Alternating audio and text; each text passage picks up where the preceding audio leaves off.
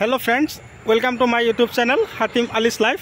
बंधुসকল, আজি পুনৰাই মই আপোনালোকৰ মাজলৈ উপস্থিত হলোহি। আজি মোৰ আলোচ্য বিষয় জিকা খেতি। মই প্ৰথমতে খেতিয়কৰ লগত আপোনালোকক চিনাকি কৰাই দিম। খেতিয়কে মাত্ৰ সাৰ সিঁচিলে, মাত্ৰ এই চাওক কি দানা খেতিত দিছে। ফাৰ্মাৰ জাইম দানা খেতিত দিলে কি কাম কৰিব খেতিয়কে আপোনালোকক স্পষ্ট ভাষাৰে বুজাই দিব। তো স্যাৰ আপুনি কওকচোন কি দানা খেতিত দিলে।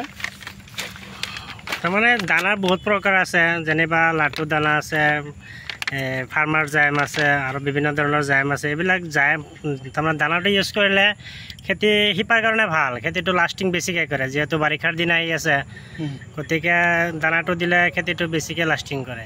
আৰু আপুনি জিকা যে লগাইছে, এইবিলাক জিকা ধুনীয়া জিকাবিলাক যে লাগি আছে, এইটো কোনটো বিধান লগাইছে খেতিত? এইটো বিধানটোৰ নাম হ'ল গিৰিচিট বুলি কয়। বৰ্তমান এইটো হাইষ্ট চলিছে বিধানটো গিৰি হয়, গিৰিচিট। এইটো কোম্পানীটো কি মনত? কোম্পানীটো তেনেকৈ মনত নাই, এই বিধানটোহে জানো মাত্ৰ। আচ্ছা, এইটো ফলন কেনেকুৱা হয়? ফলন ধুনীয়া না? আপুনি ইফালে লগাইছে অলপ না নতুনকৈ? সেইটো লগালে মোৰ ইয়াতে 4 কঠা মাটি। 4 কঠা মাটি। কিমান 4 কঠা মাটিৰ পৰা কিমান উঠি আছে? উঠিছে ধৰক এদিন পিছে প্ৰায় কুইণ্টেলে উঠে। আজিও কাটিছোঁ 80 কেজিমান কাটিছোঁ। এদিন পিছে 1 কুইণ্টেলকৈ উঠাব পাৰিছে। আৰু খেতিত এতিয়া কি পানী জমা হৈ থাকিলে গছবিলাক দুটা মৰি থাকে নেকি? যদিও মাটিটো আপোনাৰ ডাউন থাকিলে 2-এটা মৰিব, কিন্তু মাটিটো অলপ সমান বা ওখৰ শ্ৰেণী হ'লে ভাল। ওখ এঢলীয়া মাটি হ'লে ভাল হয় না? আৰু আপুনি পোকৰ ঔষধ কি স্প্ৰে কৰে? পোকৰ ঔষধ বেছিভাগ জিকা খেতিত লাগে। বল্লা নামৰ এটা পোক আছে, বৰল বুলি কয়। হয়, এইটো বিনাশক মাৰো। আলিকাও আছে, পাতগ্ৰাম আছে, এইবিলাক ঔষধ মাৰে। আৰু এই পাতবিলাক কেঁচুৰি মাৰি দিয়া যায়, তাৰ কাৰণে সাৰ প্ৰয়োগ কৰিলেও হয়, ভিটামিন মাৰিলেও হয়। ভিটামিন কি দিয়ে আপুনি? তেনেকৈ ভিটামিন ইমান মাৰা নাই। ৰজুতা আছে, সাইপাৱাৰ প্লাছ আছে। সাইপাৰ প্লাছটো মাৰিছিলোঁ। সাইপাৱাৰ প্লাছ মাৰিছা, ইয়াৰ কাম কেনেকুৱা? ভালেই, বহুত ভাল না? তো বন্ধুসকল, আপোনালোকে নিশ্চয় গম পালে।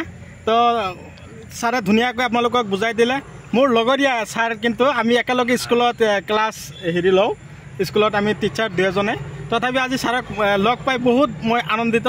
ছাৰক লগ পাই কিনে মই ছাৰৰ ওচৰলৈ একদম পূৰা দৌৰি আহিছোঁ। বহুত দিন পিছত ছাৰক লগ পাইছোঁ। তো ছাৰ, আপোনাৰ পৰিচয়টো অলপ দি দিব। মোৰ নাম শ্বেখ উমৰ। হয়, মই বটাবাৰী নামৰ গাঁৱত বাস কৰোঁ। হয়, পোষ্ট অফিচটো চকৰাবস্তি, ডিষ্ট্ৰিক্ট দৰং। আচ্ছা, অসমৰ ডিষ্ট্ৰিক্ট দৰঙত, ভিলেজটো বটাবাৰী। তো এতিয়ালৈকে আপুনি 4 কঠা জিকা খেতি কৰিছে, এতিয়া কিমান টকা বিকিলে আপুনি? তেনেতে হিচাপ কৰা নাই, মোটামুটি এদিন মাৰ্কেটত গ'লে 2000-2500 তেনেকৈ পাওঁ। বৰ্তমান অলপ জিকাৰ দাম আছে, আগততো দাম নাছিলে 10 টকা 12 টকা। দাম কেনে চলি? বৰ্তমান আজি বিক্ৰী কৰিছোঁ 32 টকাকৈ। 32 টকা, 30-32 টকা বজাৰ আছে বৰ্তমান। তো আমাৰ আপাৰ আসামলৈতো দাম বেছি হ'বই। আপাৰ আসামত যাব কম 50-60 টকা খাব লাগিব, ভাড়া আছে, খৰচ আছে।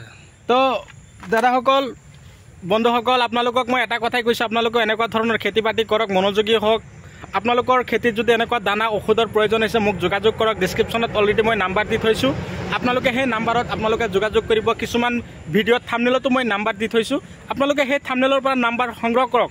সংগ্ৰহ কৰি কিনে মোক আপোনালোকে ফোন মাৰক। মই যেনে তেনে আজিও 2টা ডেলিভাৰী দি থৈ আহিলোঁ। এটা হ'ল যোৰহাট আৰু এটা দি থৈ আহিলোঁ মই ধেমাজি আৰু যোৰহাট 2টা ডেলিভাৰী দি কিনে মই উভতি আহোঁতেই মই হাইৱেৰ ওচৰত দেখা পালোঁ ছাৰে একদম পূৰা সাৰ সিঁচি, একদম পূৰা গা চা একদম পূৰা লেতেৰা হৈ গৈছে। চাওক, দানা সিঁচিছে। দানা সিঁচাৰ পিছতে মই ছাৰক লগ পালোঁ। তো বন্ধুসকল, আশা কৰোঁ আপোনালোকেও এনেকুৱা ধৰণৰ খেতিৰ ওপৰত মনোযোগী হ'ব। আমিও 2জনে কিন্তু গ্ৰেজুৱেশ্যন হয় না কমপ্লিট কৰিছোঁ। আমি 2জনে একে স্কুলতে, একে সময়তে স্কুলত টিচাৰ আছিলোঁ। আমি এতিয়াও ছাৰে এনে শিক্ষকতা কৰি আছে। তো মই অলৰেডি তাৰমানে কি হ'ল, বহুত কামত লিপ্ত হৈ থাকিব লাগে। ধৰক খেতি বাতি আছে মোৰ, তাৰপিছত এনেকুৱা ধৰণৰ চেনেলৰ কাম কৰি আছোঁ, তাৰপিছত আৰু বেংকৰ কিবা অলপ কাম কৰি আছোঁ। তাৰ কাৰণে স্কুলত মাজে সময় আহি আছোঁ, লগ কৰি আছোঁ।